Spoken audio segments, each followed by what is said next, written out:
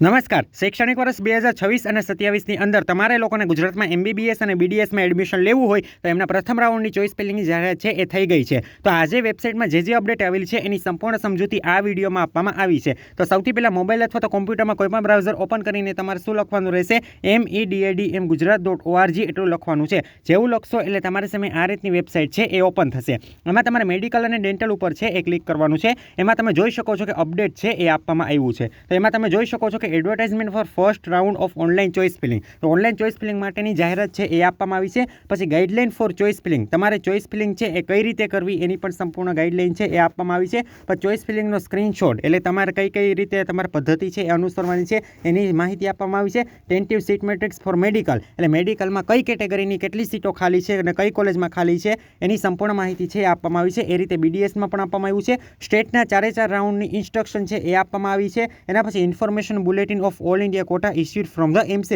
MCC દ્વારા જે information bulletin આપવામાં આવ્યું છે એની પણ જાહેરાત આપવામાં આવી છે. પછી રિવાઇઝ શેડ્યુલ આપવામાં આવ્યું છે અને MBBS કોલેજો અને BDSની કોલેજોની જે સીટ છે એની પણ ડિટેલ આપવામાં આવી છે. તો સૌથી પહેલાં આપણે લોકો એડવર્ટાઇઝમેન્ટ ઉપર છે એ ક્લિક કરીએ છીએ. તો જેવું તમે ક્લિક કરો એટલે તમારી સામે આ રીતની PDF છે એ ઓપન થાય છે. એમાં તમે જોઈ શકો છો કે શૈક્ષણિક વર્ષ 2026 અને 27 માટે મેડિકલ અને ડેન્ટલ કોર્સીસની સરકારી ગ્રાન્ટીની તથા સ્વનિર્ભર સંસ્થાની જે બેઠકો છે એમના માટેની ચોઇસ ફિલિંગ માટેનો કાર્યક્રમ છે એ નીચે મુજબ છે. તો પહેલા રાઉન્ડની ચોઇસ ફિલિંગ ક્યારથી ગયા? 24/8/2026 થી 27/8/2026 બપોરે 1 કલાક સુધી તમે કરી શકો છો. અને ઉમેદવાર દ્વારા ભરેલ ચોઇસ છે એ ક્યાં સુધી જોઈ શકાશે? 27/8/2026 સાંજે 4 કલાક સુધી છે એ તમે લોકો જોઈ શકો છો. ક્લિયર થઈ ગયું? હવે જો એક વસ્તુનું ધ્યાન રાખો, જો આ ચોઇસ ફિલિંગની તારીખ નહીં લંબાવે ને તો તમારું પરિણામ છે એ 27 તારીખે જ આવી જશે. ક્લિયર થઈ ગયું? 27 તારીખે સાંજે અથવા તો મોડી રાત્રે છે એ તમારા લોકોનું પહેલા રાઉન્ડનું પરિણામ જાહેર થશે જો ચોઇસ ફિલિંગ લંબાવવામાં નહીં આવે તો. ક્લિયર થઈ ગયું? હવે વિડીયોમાં આગળ વધતા પહેલાં તમને અમારા પેડ કાઉન્સેલિંગની માહિતી આપી દો. તો હવે તમારી જો કોલેજ પસંદગી છે એ ચાલુ થવાની છે તો એના માટે છે તમારે ખૂબ ધ્યાન રાખવાનું છે. જો તમે એક નાની એવી પણ ભૂલ કરશો તો તમારી 2 વર્ષની મહેનત છે પાણીમાં જશે. ક્લિયર થઈ ગયું? તો તમારે એના માટે છે એમાં તમારે પેડ કાઉન્સેલિંગ છે એમાં પણ તમે જોડાઈ શકો છો. એમાં તમે જોડાવ તો શું કરવાનું છે? બંને નંબર દેખાય છે તમને ડિસ્પ્લે ઉપર અને ડિસ્ક્રિપ્શન બોક્સમાં પણ 2 મોબાઈલ નંબર આપેલા છે. એ બંનેમાંથી કોઈ પણ એક નંબરમાં મેસેજ કરીને અમારી સાથે પેડ કાઉન્સેલિંગ છે એમાં જોડાઈ શકો છો. એમાં તમને સંપૂર્ણ એડમિશન માર્ગદર્શન આપવામાં આવશે. ચોઇસ ફિલિંગ કઈ રીતે કરવી, સ્કોલરશિપ અને લોન વિશેની જે પણ અપડેટ છે એ પણ આપવામાં આવે છે. જે વ્યક્તિ જોડાવા માંગતા હોય એ આજે જ મેસેજ કરીને છે એ તમે અમારી સાથે છે પેડ કાઉન્સેલિંગમાં જોડાઈ શકો છો.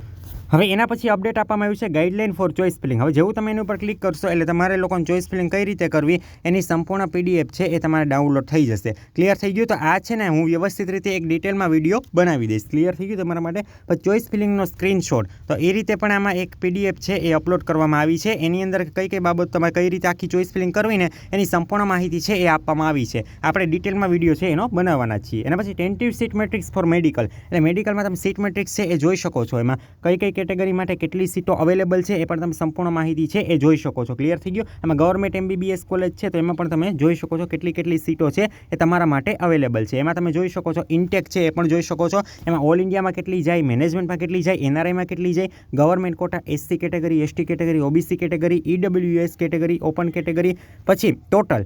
ક્લિયર થઈ ગયું? તો આ રીતે તમે સંપૂર્ણ છે એ માહિતી જોઈ શકો છો. એમાં ગવર્મેન્ટ MBBS કોલેજ છે, સેલ્ફ ફાઇનાન્સ MBBS કોલેજ છે અને મ્યુનિસિપલ કોલેજ છે તો એની અંદર લોકલ કોટાની અંદર કેટલી સીટો છે એ તમે જોઈ શકો છો. ટોટલ 5891 છે એ સીટો અવેલેબલ છે. આ વસ્તુ ક્લિયર થઈ ગઈ? એના પછી ગવર્મેન્ટ મેડિકલ કોલેજની PWDનું સીટ મેટ્રિક્સ છે એ જોઈ શકો છો. આ કોની છે? MBBS માટે છે. તો એ રીતે તમે લોકો છે એ ડેન્ટલ માટે પણ સીટ મેટ્રિક્સ છે એ જોઈ શકો છો. ટોટલ 984 બેઠકો છે એ અવેલેબલ છે. ક્લિયર થયું? ઘણા લોકોનો પ્રશ્ન હોય કે ભાઈ અમારી કેટેગરીમાં કેટલી સીટો છે તો તમારે લોકોને આમાં જોઈ લેવાનું. સ્ટેટના 4 રાઉન્ડની ઇન્સ્ટ્રક્શન છે એ તમને લોકોને આપવામાં આવી છે. તો આ છે ને હું વ્યવસ્થિત રીતે આપણે એક સેપરેટ વિડીયો બનાવીને તમને વ્યવસ્થિત રીતે છે એ હું સંપૂર્ણપણે સમજાવી દઈશ. ક્લિયર થઈ ગયું? ઇન્ફોર્મેશન બુલેટિન છે એ જોઈ શકો છો. પછી આપણે શેડ્યુલ જે નવું આવ્યું હતું એ પણ તમે જોઈ શકો છો. ભાઈ 13 થી લઈને 27 તારીખ સુધી છે એ તમારે લોકોને ફર્સ્ટ રાઉન્ડ કાઉન્સેલિંગ આવશે ને લાસ્ટ ડેટ ઓફ જોઈનિંગ કઈ રહેશે? 5 સપ્ટેમ્બર રહેશે. ક્લિયર થઈ ગયું? પછી તમારા લોકોને ફી ડિટેલ છે તો એમાં તમે પણ ક્લિક કરીને છે એ ફી ડિટેલ તમે લોકો જોઈ શકો છો. ક્લિયર થઈ ગયું? તો આ વસ્તુની છે એ અપડેટ આપવાની હતી. એમાં પછી આમાં શું કહેવામાં આવ્યું છે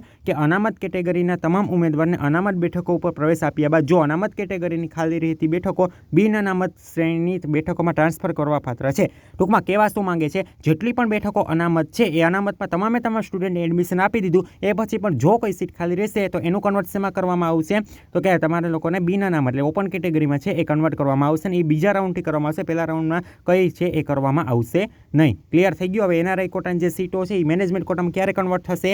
બીજા રાઉન્ડ દરમિયાન જ કન્વર્ટ થશે.